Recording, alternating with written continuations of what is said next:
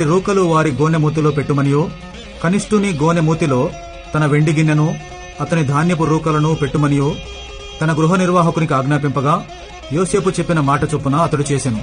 తెల్లవారినప్పుడు ఆ మనుషులు తమ గాడిదలతో కూడా పంపివేయబడిరి.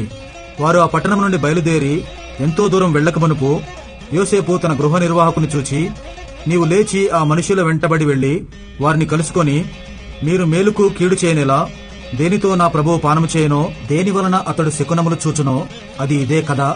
మీరు దీని చేయుట వలన కాని పని చేసితరని వారితో చెప్పమనెను. అతడు వారిని కలుసుకొని ఆ మాటలు వారితో చెప్పినప్పుడు, వారు, మా ప్రభు ఇట్లు మాట్లాడనేలా ఇట్టి పని చేయుట నీ దాసులకు దూరమవునుగాక. ఇదిగో, మా గోనెల మూతులలో మాకు దొరికిన రూకలను కనాను దేశంలో నుండి తిరిగి తీసుకుని వచ్చితిమి. నీ ప్రభు ఇంట్లో నుండి మేము వెండినైనను బంగారం నైనను ఎట్లు దొంగిలుదుము. నీ దాసులలో ఎవరి యొద్ద అది దొరుకునో వాడు చచ్చునుగాక, మరియు మేము మా ప్రభువునకు దాసులముగా నుందుమని అతనితో అనిరి.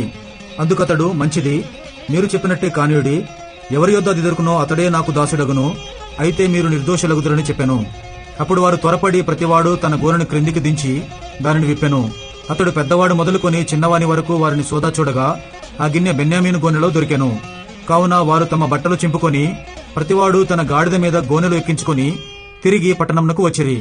అప్పుడు యూదాయును అతని సహోదరులను యోసేపు ఇంటికి వచ్చిరి. అతడింకా అక్కడనే ఉండను గనుక వారు అతని ఎదుట నేలను సాగిలపడిరి. అప్పుడు యోసేపు, మీరు చేసిన ఈ పని ఏమిటి? నా వంటి మనుష్యుడు శకునము చూచి తెలుసుకొనునని మీకు తెలియదా అని వారితో అనగా, యూదా ఇట్లనెను, ఏలిన వారితో ఏమి చెప్పగలము? ఏమందుము? మేము నిర్దోషులమని ఎట్లు కనుపరచగలము? దేవుడే నీ దాసుల నేరము కనుగొనెను. ఇదిగో, మేమును ఎవని యొద్ద ఆ గిన్నె దొరికెనో వాడును ఏలిన వారికి దాసులమగుదుమనెను. అందుకతడు, అట్లు చేయుట నాకు దూరమవునుగాక. ఎవని చేతిలో ఆ గిన్నె దొరికెనో వాడే నాకు దాసుడుగా నుండును. మీరు మీ తండ్రి యొద్దకు సమాధానంగా వెళ్ళుడని చెప్పగా, యూదా అతని సమీపించి, ఏలినవాడా, ఒక మనవి, ఒక మాట ఏలిన వారితో తమ దాసుని చెప్పుకొననిమ్ము. తమ కోపము తమ దాసుని మీద రవులుకొననీయకము. తమరు ఫరో అంతవారు గదా. ఏలినవాడు మీకు తండ్రి అయినను సహోదరుడైనను ఉన్నాడా అని తమ దాసులను అడిగెను. అందుకు మేము, మాకు ముసలివాడైన తండ్రియు అతని ముసలితనమున పుట్టిన యొక్క చిన్నవాడును ఉన్నారు. వాని సహోదరుడు చనిపోయెను. వాని తల్లికి వాడొక్కడే మిగిలి ఉన్నాడు. వాని తండ్రి వారిని ప్రేమించుచున్నాడని చెప్పితిమి. అప్పుడు తమరు, నేనతని చూచుటకు అతని నా యుద్ధకు తీసుకుని రండని తమ దాసులతో చెప్పితిరి. అందుకు మేము, ఆ చిన్నవాడు తన తండ్రిని విడువలేడు. వాడు తన తండ్రిని విడిచిన ఎడల వాని తండ్రి చనిపోవునని ఏలిన వారితో చెప్పితిమి. అందుకు తమరు, మీ తమ్ముడు మీతో రాని ఎడల మీరు మరలా నా ముఖము చూడకూడదని తమ దాసులతో చెప్పితిరి. కాబట్టి నా తండ్రి అయిన తమ దాసుని యొద్దకు మేము వెళ్లి ఏలిన వారి మాటలను అతనికి తెలియచేసితిమి. మా తండ్రి, మీరు తిరిగి వెళ్లి మన కొరకు కొంచెం ఆహారం కొనుక్కొని రండని చెప్పినప్పుడు, మేము అక్కడికి వెళ్లలేము. మా తమ్ముడు మాతో కూడా ఉండిన ఎడల వెళ్ళుదుము.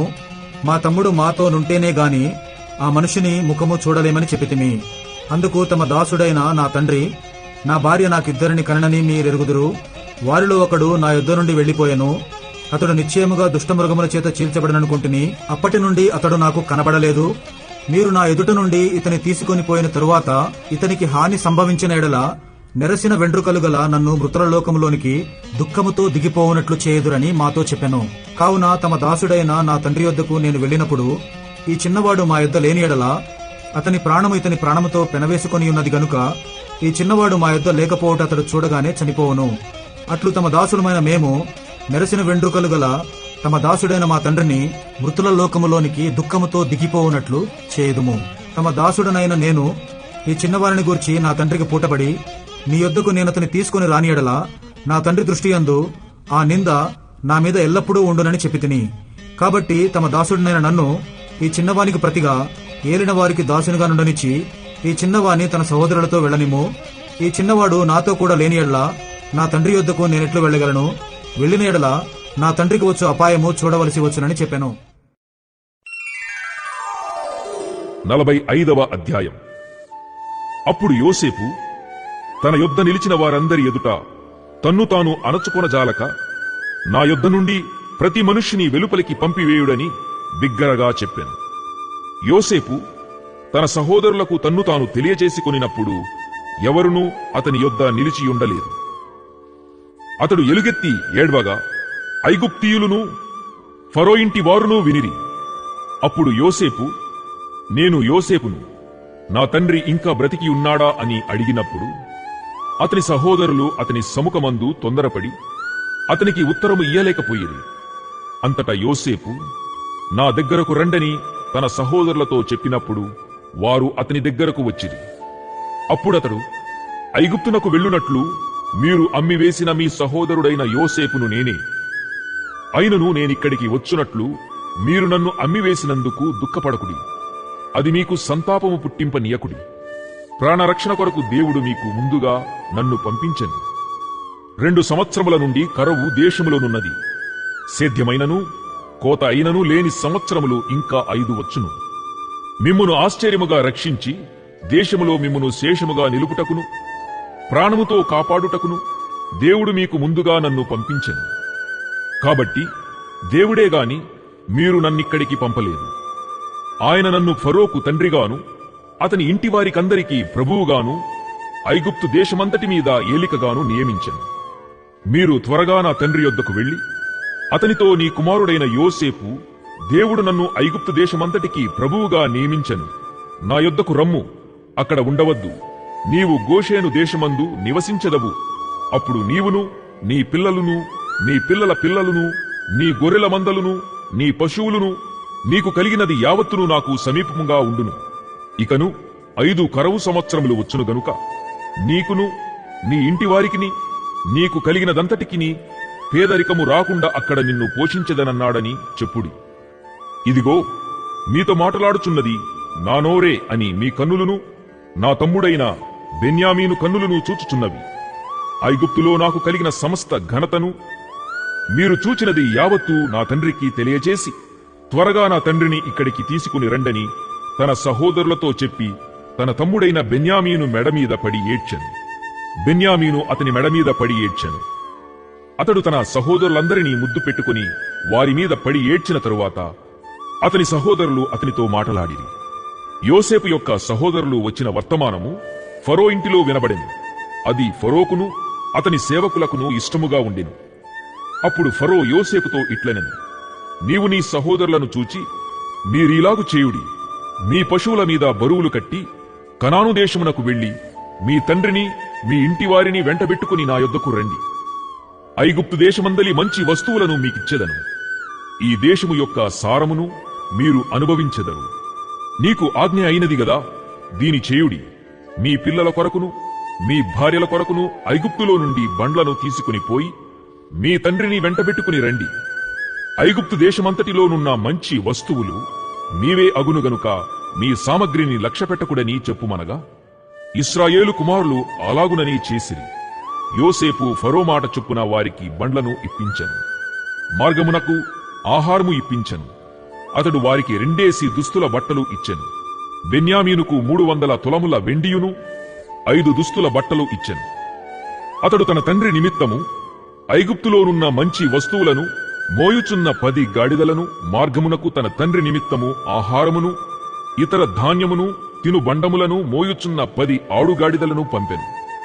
అప్పుడతడు తన సహోదరులను సాగనంపి వారు బయలుదేరుచుండగా మార్గమందు కలహపడకుడని వారితో చెప్పెను.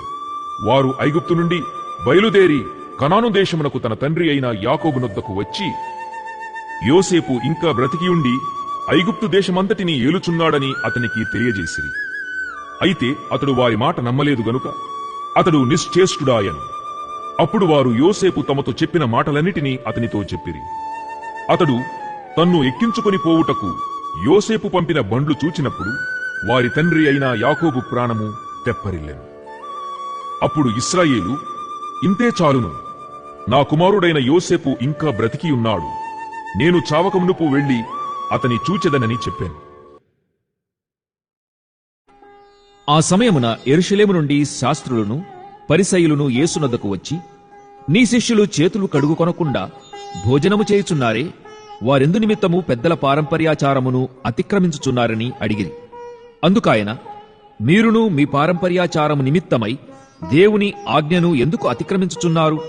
తల్లిదండ్రులను గణపరచుమనియు తండ్రినైనను తల్లినైనను దూషించువాడు తప్పక మరణము పొందవలెననియు దేవుడు సెలవిచ్చెను. మీరైతే ఒకడు తన తండ్రినైనను తల్లినైనను చూచి, నా వలన నీకేది ప్రయోజనమగునో అది దేవార్పితమని చెప్పిన ఎడల అతడు తన తండ్రినైనను తల్లినైనను గనపరచనక్కరలేదని చెప్పుచున్నారు. మీరు మీ పారంపర్యాచారము నిమిత్తమై దేవుని వాక్యమును నిరర్ధకము చేయుచున్నారు. వేషధారులారా, ఈ ప్రజలు తమ పెదవులతో నన్ను గనపరచుదురుగాని వారి హృదయము నాకు దూరముగా ఉన్నది. మనుషులు కల్పించిన పద్ధతులు దైవోపదేశములని బోధించుచు వారు నన్ను వ్యర్థముగా ఆరాధించుచున్నారు అని యెషయా మిమ్మును గూర్చి ప్రకటించిన మాట సరియే అని వారితో చెప్పి జనసమూహములను పిలిచి, మీరు విని గ్రహించుడి. నోట పడునది మనుష్యుని అపవిత్రపరచదుగాని నోట నుండి వచ్చునదియే మనుష్యుని అపవిత్రపరచునని వారితో చెప్పాను. అంతటా ఆయన శిష్యులు వచ్చి, పరిసయ్యులు ఆ మాట విని అభ్యంతరపడిరని నీకు తెలియనా అని ఆయనను అడుగగా, ఆయన, పరలోకమందున్న నా తండ్రి నాటని ప్రతి మొక్కయు పెళ్లగింపబడును. వారి జోలికి పోకుడి. వారు గ్రుడ్డివారై ఉండి గ్రుడ్డివారికి త్రోవ చూపువారు. గ్రుడ్డివాడు గ్రుడ్డివానికి త్రోవ చూపిన ఎడల వారిద్దరూ గుంటలో పడుదురుగదా అనెను. అందుకు పేతురు, ఈ ఉపమాన భావము మాకు తెలుపుమని ఆయనను అడుగగా, ఆయన, మీరును ఇంతవరకు అవివేకులై ఉన్నారా? నోటిలోనికి పోవునదంతయు కడుపులో పడి బహిర్భూమిలో విడువబడును గాని నోట నుండి బయటికి వచ్చునవి హృదయములో నుండి వచ్చును. ఇవే మనుషుని అపవిత్రపరచునవని మీరు గ్రహింపరా? దురాలోచనలు, నరహత్యలు, వ్యభిచారములు, వేశ్యాగమనములు, దొంగతనములు, అబద్ధ సాక్ష్యములు, దేవదూషణలు హృదయములో నుండియే వచ్చును.